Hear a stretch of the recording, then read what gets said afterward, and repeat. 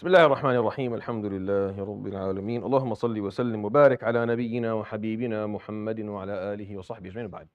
يروي الإمام مسلم في صحيحه عن عمرو ibn العاص رضي الله عنه قال. This is one of the very rare hadith that are narrated by Amr ibn al-As himself. It's in the collection of Muslim, so it's authentic. To give you a little bit of context, Amr ibn al-As radiallahu anhu is one of those figures that is worth at least once in your, at some point in your life to read about. Like, he's totally worth reading about. Very interesting individual. Honestly, one of the most interesting people that have ever lived. Extremely intelligent person who lived through a lot of the changes that happened on earth. Meaning, he was there when the Prophet ﷺ announced his prophecy. He watched. He was a part of the movement against him. Then he became a part of the movement with him. And his fluctuation of mentality and of mindset is just very intriguing. And it's just fascinating to see how he, how intellect is not always the best indicator of accepting faith, really. And sometimes this is something that we fall into, thinking that you have to intellect and the ability, whether it's street smarts or it's academic smarts, it doesn't really always have a lot to do with being able to find the truth within the words of Allah subhanahu wa ta'ala and committing yourself to it. I think there's a little bit of a disconnection here. It's something to talk about, definitely not for a 5-minute khatirah. But Amr ibn al-As is an interesting individual for sure. And he was someone who had a lot of experience in traveling, and he knew people in high positions, and they respected him. As he was obviously from one of the larger houses of Quraysh, and he had a lot of status himself, as his father did, as well, Al-Aas ibn Wa'il. And Amr ibn al-As, once Hudaybiyah happened, once it was signed, he said, هَذِهِ نِهَايَةُ قُرَيش. It's the end of Quraysh. Quraysh is done. So he got up and he left Mecca.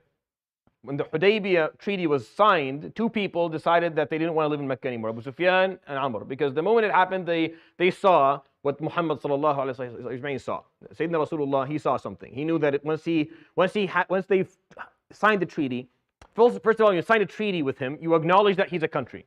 So he got recognition as a state. That's number one. Number two, with all of the other gibberish in the treaty, they got 10 years of peace. The moment the 10 years were there that he was allowed, alayhi salam, to actually speak about Islam without fearing for his life, and people could accept Islam without fearing for their lives, the Prophet alayhi salam knew that the war was over, and so did these two people. So Abu Sufyan would spend most of his time on his business trips. He wouldn't really stay in Mecca. And Amr ibn al-As actually left to Habasha. He decided that he's not living in this continent anymore. He's going to go live in another continent. And because Najashi was his friend, he went there. So he arrives there, and he's taken everything with him, his family, his stuff. He's going to stay there. He walks into the qasr of Najashi, and he's speaking to him, and he lets something fly. He says something like he curses the Prophet ﷺ or something. فَغَضِبَ النَّجَاشِي. Now he got upset. فقال تقول هذا عن رسول الله. You're saying this about Rasulullah sallallahu alaihi wasallam. So he looks at him, what? Saying about what? Whom?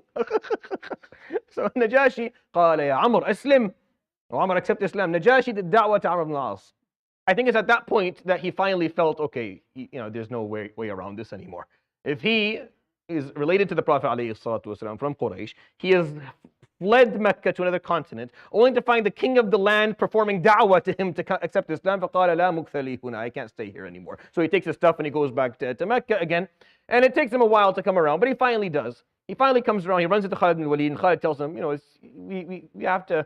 What are we fighting? What are we fighting here? Why are we fighting this? What's the reason? And they have this conversation that I wish I had the details for, because I can only imagine these two minds kind of clashing and talking about this. But Amr ibn al-As finally, with Uthman ibn Talha and Khalid ibn Walid, they would make their way to Medina. And this is what this is him telling us what happened when he got there. This is what Amr ibn al-As is saying what happened. قال فلما جعل الله الإسلام في قلبي. When Allah subhanahu wa ta'ala finally allowed Islam to enter my heart, أتيت النبي صلى الله عليه وآله وسلم صلى الله عليه وصحبه وسلم. I came to him. فقلت يا رسول الله أبسط يدك فلأبايعك. Put your hand out so that I may perform my bay'ah. And I put my hand into yours, and that's what they did. It was you would put a hand in the hand of the Prophet صلى الله عليه وسلم, and he would تبايع على شهادة أن لا إله إلا الله, and then he would give you things. وعلى الجهاد في سبيل الله وعلى النصح لكل مسلم وعلى الأمر بالمعروف. He would choose for each person, honestly, things that were relevant to them. That's why you find some differences between each wordings of the Sahaba and what the bay'ah they had. And also the timing had an effect. فقال أبسط يمينك فلأبايعك. Put your hand out so I may perform my bay'ah. قال فبسط صلى الله عليه وآله وسلم يمينه. So he put his hand out صلى الله عليه وسلم. يقول فقبضت يدي, and I pulled my hand back.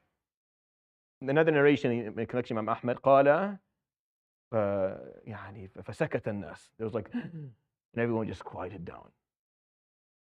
He pulled his hand. يا لطيف, خرب بيتك, what are you doing? The Prophet عليه الصلاة put his hand out, you're pulling your hand. فقال صلى الله عليه وسلم ما لك يا عمرو? What's wrong? Why are you pulling your hand back? فقال أريد أن أشترط. I have a condition. فقال صلى الله عليه وسلم تشترط بماذا? What condition can you add to this? فقال أشترط أن يغفر لي. The condition is that everything I did has to be forgiven. It has to be forgiven. I have worked against you so passionately for so long. I have said things, I have done things, I have caused so much pain for you and the people around you. If I'm not going to be forgiven, it's not worth it. If I'm doomed for hell, might as well just go do what I want. If I'm doomed for it, because I can't imagine, I have to make this condition. قال فابتسم النبي صلى الله عليه وسلم فقال يا عمرو أما تعلم أن الإسلام يهدم ما كان قبله وأن الهجرة تهدم ما كان قبلها وأن الحج يهدم ما كان قبله. So that's why I'm telling you this hadith within the theme of Hajj. That's why I'm narrating this hadith. So the Prophet ﷺ says, Ya Amr, do you not know? Don't you know that Islam, when you accept it, yahdim, meaning it tears down, it destroys, it demolishes, it removes. Hadm, something was there, it's no longer there. It's wiped off. That Islam wipes off everything that exists before it. And that hijrah, when you perform hijrah, you came to me. He's telling him, you accepted Islam, so everything is wiped out. Well, hijrah, you came to me. You immigrated, you came to me. When you perform hijrah for the sake of Allah subhanahu wa ta'ala, of course, that's a whole different topic we can talk about later. تهدم ما كان قبله. It also wipes out everything before it. وأن الحج يهدم ما كان قبله. And that Hajj will do it as well. Just in case after Islam you make a lot of mistakes. Just in case you perform hijrah and then years go by after your hijrah and you have all this other garbage now to deal with, Hajj can get rid of it as well. This is not talking about حقوق العباد, obviously, in terms of a mazlama that you hold on to or someone's haqq that you can refuse to give. But this is talking about all the other mistakes that we make. We make mistakes that affect people all the time. Indirectly, in ways that you can never really account. It's not tangible, the actual harm. It's impossible to fix. It's gone. The person's not there anymore. There's all these other things that we do. How do you get rid of them? Hajj. Perform Hajj properly. Understand what you're doing, why you're doing it, what symbolism exists in it. Embrace it. Embrace the concept of Hajj, and Allah subhanahu wa ta'ala will yahdim ma kana qabla. It'll demolish everything that existed before. And I want to share that with you. The story is nice, and the Prophet ﷺ actually pointed out Hajj here for Amr. As if to say to Amr, you may end up needing this again. As if he's saying to Amr and to all of us, you may end up needing to do this again. Like you may end up wondering, I need like a full demolition of everything that happened. I need some way for everything to be forgiven. And he may not be around sallallahu alaihi wasallam to accept your Islam and make istighfar for you and make dua for you. But you can always go and perform Hajj, and that can always fix things.